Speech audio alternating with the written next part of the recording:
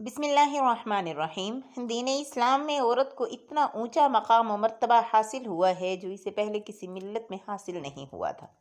اور نہ ہی کوئی اور امت اسے پا سکی۔ دین اسلام نے انسان کو جو عزت احترام دیا ہے اس میں مرد و عورت دونوں برابر کے شریک ہیں اور اسی طرح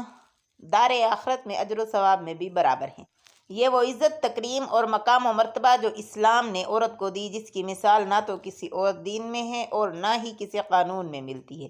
بلکہ رومن اٹلی جدت پسندوں نے تو یہ قانون پاس کیا کہ عورت مرد کے تابع رہتے ہوئے اس کی غلام ہے۔ یہ ایک ایسا حادثہ ہے جسے کچھ اہمیت حاصل نہیں اور عورت آخری زندگی کی وارث نہیں بنے گی اور یہ پلید ہے۔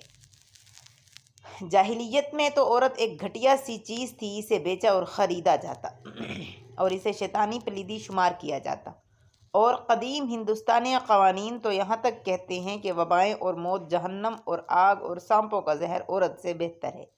اور اسے زندہ رہنے کا حق صرف خامد کے ساتھ ہی تھا۔ اگر خامد مر جائے اور اسے آگ میں جلایا جاتا تو عورت بھی اس کے ساتھ ہی زندہ جل مرتی۔ اگر وہ خامد کے ساتھ نہ جلتی تو اسے لعن طعن کا سامنا کرنا پڑتا تھا، بلکہ ہندوستان کے بعض علاقوں میں تو ابھی تک یہ موجود ہے۔ اور یہودیت میں یہودی عورت کا کیا حال تھا، اس کا بھی ہم جائزہ لیتے ہیں۔ یا عورت جو کہ کھڑی اور اس کا دل تسمہ اور اس کے ہاتھ بیڑیاں ہیں۔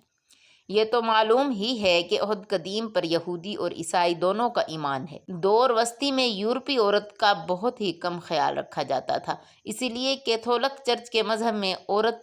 دوسرے درجہ کی مخلوق شمار ہوتی ہے۔ ایک کانفرنس کا انعقاد کیا جس میں اس بات پر غور کیا گیا کہ عورت انسان شمار ہوتی ہے یا نہیں، اور اس کانفرنس میں یہ قرار پایا کہ عورت ایک انسان ہے لیکن وہ مرد کی خدمت کے لیے پیدا کی گئی ہے۔ اور فرانسی قانون کی شق نمبر 2017 میں مدر ذیل بات کی گئی کہ شادی شدہ عورت اگرچہ اس کی شادی اس بنیاد پر ہوئی کہ اس کی اور اس کے خاوند کی ملکیت علیحدہ ہی رہے گی، کسی کے لیے حبہ کرنا جائز نہیں، اور نہ ہی وہ اپنی ملکیت کو منتقل کر سکتی ہے، نہ ہی اسے رہن رکھ سکتی ہے، اور نہ ہی وہ عوض یا بغیر عوض اپنے خاوند کے معاہدے میں شرکت کے بغیر یا پھر اس کے موافقت جو کہ لکھی ہوئی ہے کے بغیر مالک بن سکتی ہے۔ اور انگلینڈ میں ہنری ہشتم نے انگریز عورت پر کتاب مقدس پڑھنا حرام قرار دیا ہے، حتیٰ کہ 1885 میلادی تک عورتوں کو شہری ہی شمار نہیں کیا گیا۔ دور حاضر میں یورپ اور امریکہ اور دوسرے صنعتی ممالک میں عورت ایک ایسی گڑی پری مخلوق ہے جو صرف اور صرف تجارتی اشیاء کی خرید و فروخت کے لیے استعمال ہوتی ہے۔ وہ اشتہاری کمپنیوں کے لیے ہے، بلکہ یہاں حالت یہاں تک جا پہنچتی ہے کہ اس کے کپڑے تک اتروا دیے جاتے ہیں اور اس کے جسم کو تجارتی اشیاء کے لیے مباح کر لیا گیا ہے، اور مردوں نے اپنے بنائے ہوئے قانون سے اسے اپنے لیے ہر جگہ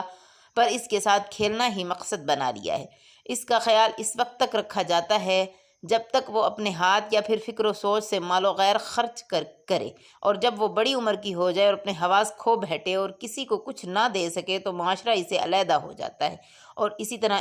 ادارے بھی اس کو چھوڑ دیتے ہیں۔ وہ اکیلی یا تو اپنے گھر میں زندگی گزارتی ہے یا پھر نفسیاتی ہسپتالوں